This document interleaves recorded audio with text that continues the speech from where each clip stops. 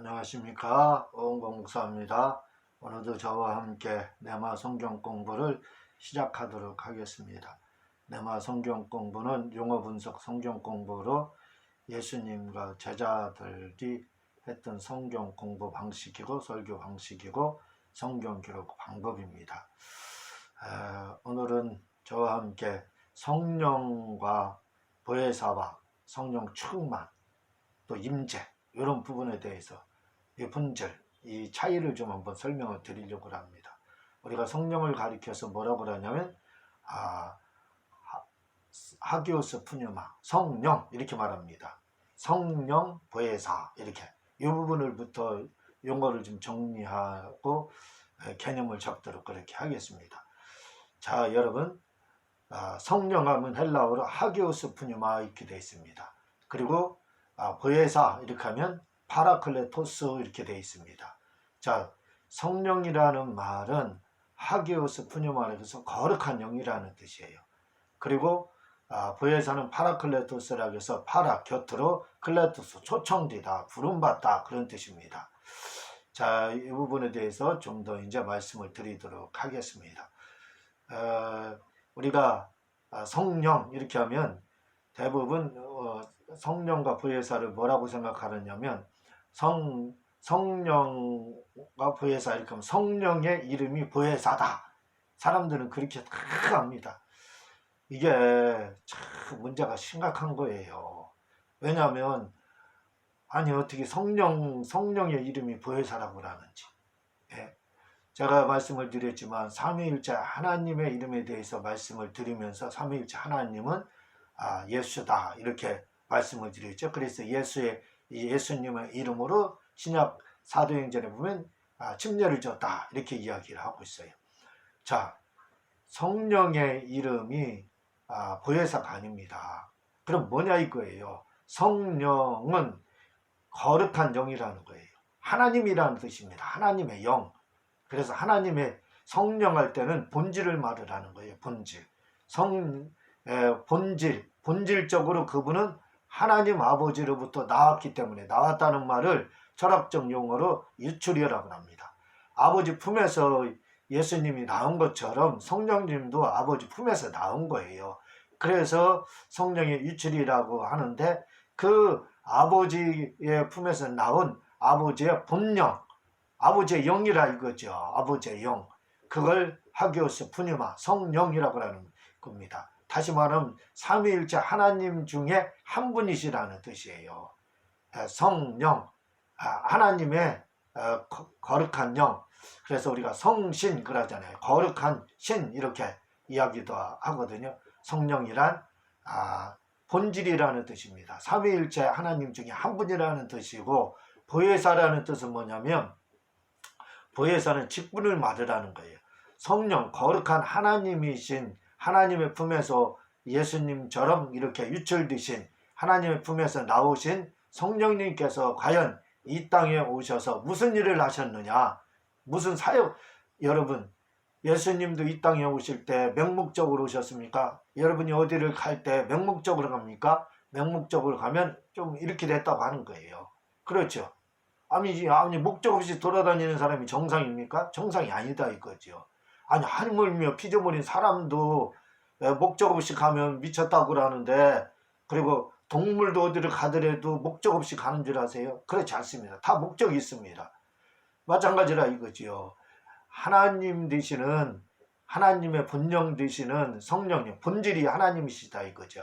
아버지 품에서, 하나님 품에서 나오신 하나님 되시는 이 성령님께서 거룩한 영이라 이거지요. 이분이 오셔서 그냥 목적 없이 왔겠느냐 이거죠. 그렇지 않다 이겁니다. 이분이 오실 때는 어떤 목적을 가지고 왔다 이거죠. 그 목적, 그게 뭡니까? 사역이라는 뜻이에요. 목적이라는 말을 바른 말로 하면 오신 목적, 예수님 이 땅에 오신 이유는 공생애를 살기 위해서. 그게 우리가 사역 이렇게 말을 하는 거잖아요. 사역입니다. 사역. 그러니까 보혜사라는 말은 무슨 말이냐면 사역이라는 말이 직분이라는 말입니다. 우리가 교회에서 제가 나가면 아저씨가 되겠죠. 그리고 집에서는 아빠가 되겠죠. 그리고 교회에서는 뭐예요? 목사입니다. 직분이 목사라 이거죠. 마찬가지라 이거죠. 예수님이 이 땅에 오셔서 하시는 일이 뭐냐? 그 직분이 뭐냐? 바로 보혜사 일을 하신다는 말이에요. 사역을 보혜사의 사역을 하신다는 그런 말입니다. 아포크리파라는 책을 보게 되면 제2의 성서죠. 의경이라고도 하는 여기에 보면은요. 예수님이 어렸을 때 이야기가 나옵니다. 하루는 마리아가 집에 있는데 예수님은 아버지랑 아버지 요셉과 함께 포도원을 울타리를 정리하고 있었어요. 그러니까 좀 떨어져 있었습니다. 근데 마리아가 집에 있는데 집에 같이 일하다가 와서 집에 와서 보니까 예수님이 있는 거예요. 예수님과 똑같이 생겨서. 그래서 마리아가 예수님 그 똑같이 생긴 사람에게 묻습니다.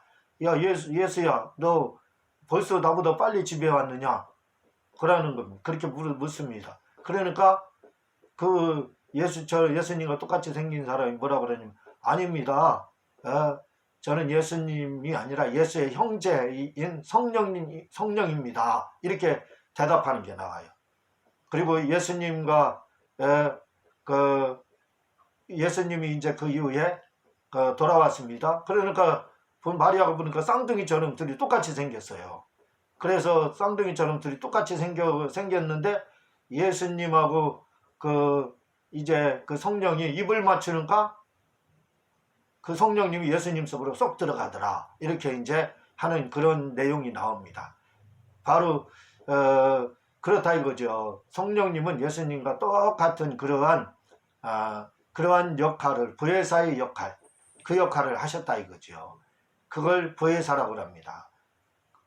돕는 일을 하셨다 이 말입니다. 예수님이 무슨 일을 하셨습니까? 우리에게 구원을 도왔잖아요. 구원을 주셨잖아요.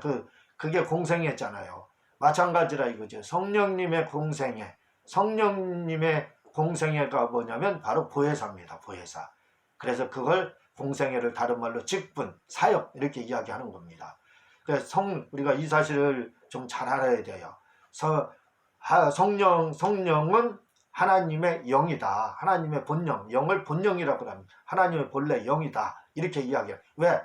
하나님에게서 나왔으니까.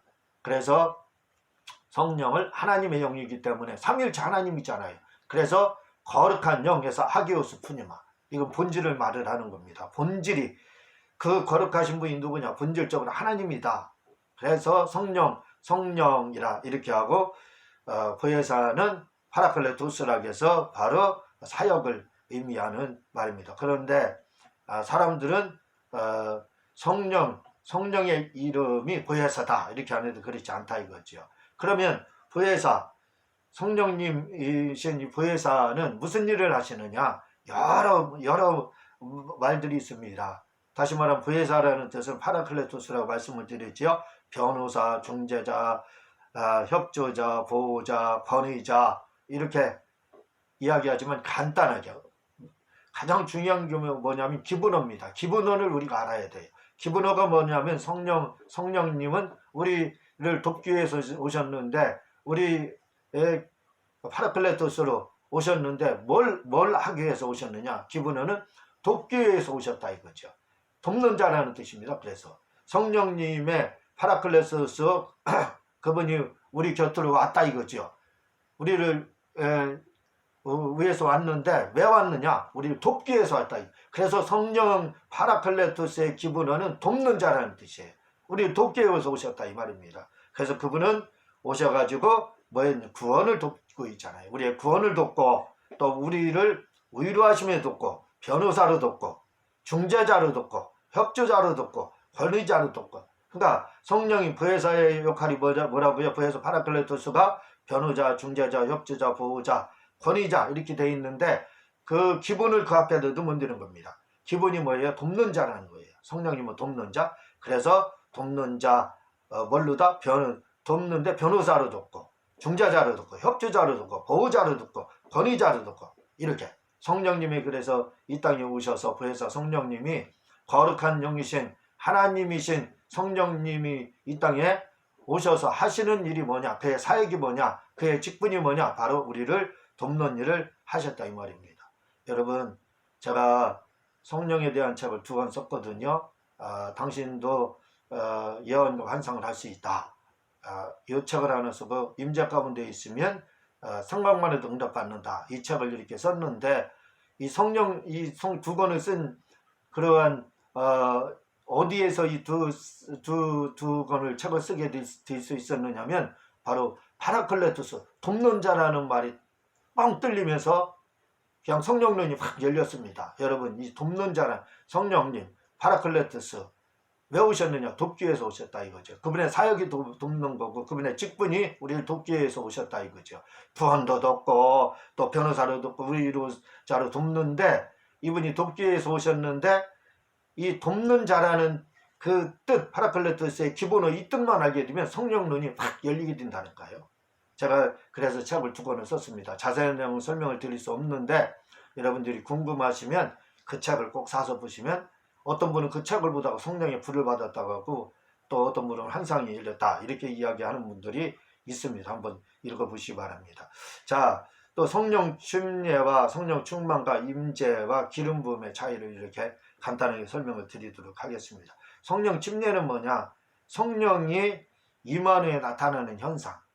그걸 성경에서는 성령 세례라고 우리가 이야기하는데 성령 충만입니다. 성령 침례를 말하라는 거죠. 성령 왜 세례라는 말이 없기 때문에 성령 침례를 말하는 말인데 이건 뭘 말을 하냐면 방언을 말하는 거. 방언 받은 것을 뭐라고 하냐면 성령 침례 받은 거다. 성령 세례 받은 거다. 이렇게 성경은 말을 하고 있습니다. 그러니까 방언을 받은 뭐예요? 성령 세례 받았다. 이렇게 여러분들이 생각하면 됩니다. 자, 그러면 성령의 임재는 뭐냐 이거지요. 임재라는 것은 임했다, 아래로 임했다 그런 뜻입니다. 그래서 요한계시록 22장 21절인가 20절에 보면 아멘 주 예수여 옷이 없어서 할 때 옷이 없어서 고린도전서에 보면은 주 예수여 옷이 없어서 임하시 없어서 이렇게 이런 말들이 나오거든요. 또 사도행전에 성령이 임하사 이렇게 나오거든요. 이 임하다 이걸 가리켜서 임재라고 합니다. 이 임재를 의미하는 헬라어 단어는 남바노, 엘코마이, 에피픽토, 카디조, 파르시아, 엑셀코마이, 마라나다. 마라나타가 아니라 마라나다라겠죠. 이런 것들이다 뭐냐면 성령의 임재. 성령께서 오셨다.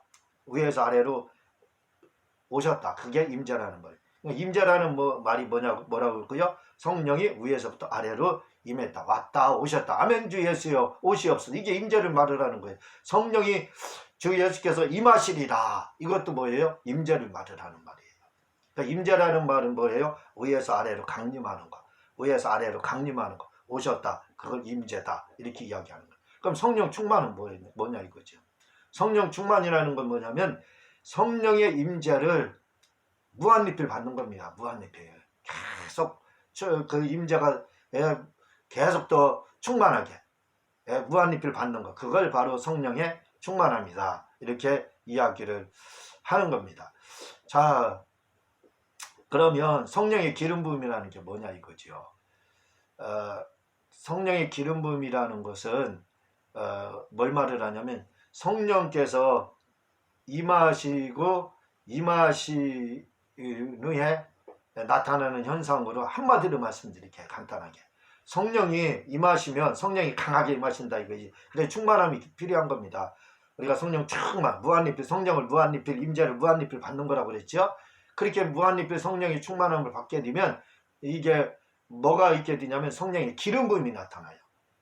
이 기름 부음이 나타나는데 이 기름 부음을 한마디로 뭐라고 하냐면 잘하는 것 이렇게 말합니다. 잘하는 게 성령의 기름 부음이에요. 그러니까 성령의 기름 부음이 임했다. 이렇게 만약 그렇게 되면 설교자에게 성령이 임했다. 그러면 임한 후에 그 임해서 충만하게 임했다. 그럼 그 기름 부음이 나타나거든요. 성령이 충만하게 임한 후에 나타나는 것이 기름 부음이에요. 그래서 그 기름 부음이 나타나게 되면 무슨 현상이 나타나냐면 설교가 막 그냥 잘 됩니다. 왜? 영감이 막 와요. 그리고요 9가지 은사 중에 신유의 은사가 있어요. 신유의 은사가 있는데 그냥 병 고쳐도 그냥 낫는데 그렇게 잘 안 낫는다. 뭐 그냥 낫는다고 치자 이거죠. 그런데 거기에 신유의 기름 부음이 임했다. 성령 충만하면 나타나는 것이 기름 부음이라겠죠. 그래서 기름 부음이 나타나면 그냥 손을 대기만 해도 베드로처럼 그림자만 쓰기만 해도 예수님의 옷가에 뭐예요? 손만 대더라도 그냥 혈루증이 나선 것처럼 그런 현상이 나타나요. 그냥 옆에 지나가더라도 귀신이 떠나가고 이런 현상들, 병든 자가 막 치료받는 거, 이건 뭐예요? 기름 부음이에요. 신의 기름 부음. 그건 뭐예요? 성령이 충만한 후에 나타나는 현상입니다. 방언을 말하는 사람도 잘합니다. 어떤 때는 방언을 하려면 이게 막 기름칠이 덜 됐나 잘 안 돌아갈 때, 혀가 잘 안 되고 방언이 잘 안 될 때가 있어요. 근데 어떤 날은요, 막 저절로 막 그냥 랄랄랄라 막 하기도 하고, 리샤르 어쩌리 막 이렇게 됩니다. 이 방언이 막 자동적으로. 그거 뭐예요? 기름 부음이네. 성령이 임해서 충만한 위에 나타나는, 성령이 임하면 뭐예요? 그게 성령이 임한 후에 그게 무한리필하면 충만하다 이거죠. 그 충만한 위에 나타나는 게 뭐냐면 기름 부음이에요. 기름 부음.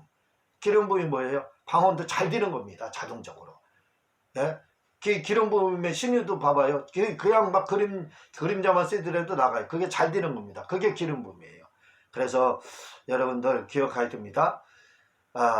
성령의 임재라는 것은, 성령의 임재라는 것은 임했다, 임하는 거, 임하는 걸 말하는 거, 위에서 아래로 강림하는 거, 그리고 성령 충만은 뭐예요? 임재가 무한리필 되는 거.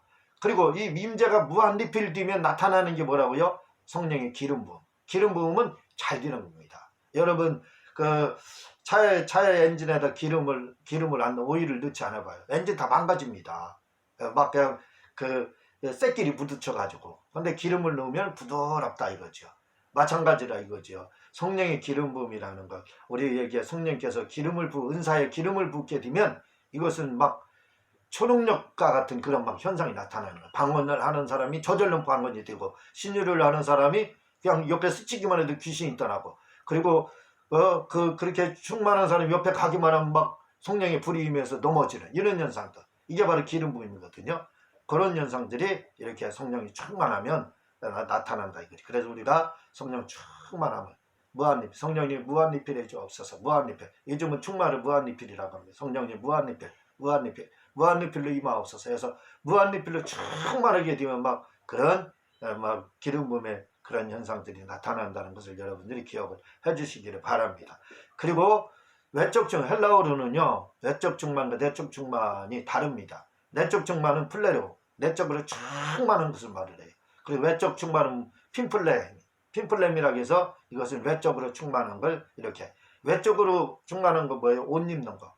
구약의 모든 선지자, 침례 요한까지 다 외적 충만했지요. 핀플렘이 겉으로 그냥 옷 입는 것처럼 그렇게 충만했어요. 임하기만 했다 이거죠.